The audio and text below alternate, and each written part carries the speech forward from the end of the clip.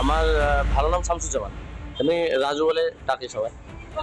হ্যাঁ, দোকানের নাম? টিপটপ মিষ্টান্ন ভান্ডার। আচ্ছা, আপনি কি হালাল খাবার তৈরি করেন? আপনার মিষ্টান্ন ভান্ডার? অবশ্যই জি, অবশ্যই। হালাল খাবার আমাদের তৈরি হয়। এবছর কি সরকারি কোনো অর্ডার পেয়েছেন?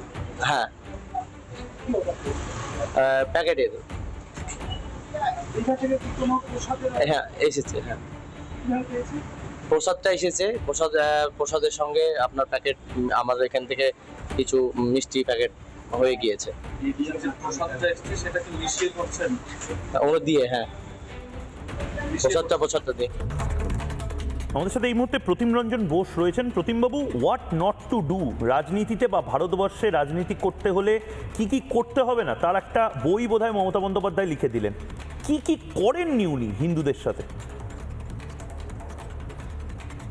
ময়ূখ হিন্দু বলে নয়, অসংসদীয় শক্তি তারা মমতা ব্যানার্জিকে সামনে রেখে ক্ষমতা দখল করেছিল এবং মমতা ব্যানার্জির গোটা কার্যকাল ধরে আমরা যেগুলো দেখেছি এগুলো কোনোটা ডিসকানেক্টেড ফ্যাক্টস নয়। যেমন ধরা যাক যে রাজীব কুমারকে ধরতে আসার সময় বা ববি হাকিমদের কোয়েশ্চেন করার সময় সিবিআই এর বিরুদ্ধে রাস্তায় বসে পড়া, বা কখনো কোনো মুখ্যমন্ত্রী সেটা করেন, অশোক স্তম্ভ সরিয়ে দিয়ে চিঠিতে লেখা, কিংবা আরো এরকম মানে কাঁড়ি কাঁড়ি লিস্ট দিয়ে দেওয়া যায় যেখানে সেই ওই শুভনন্দন শুদ্ধ সবকিছুতে একটা অন্য সেখানে কোথাও সংসদীয় কোনো রীতিনীতির কোনো কিছু পাওয়া যায় না। একটা ক্লিপ আছে যেখানে অ্যাসেম্বলির ভেতর উনি মোদি চোর, অমিত শাহ চোর ইত্যাদি বলছেন, যেটা বলে না কেউ অ্যাসেম্বলির ভেতর। যাই হোক,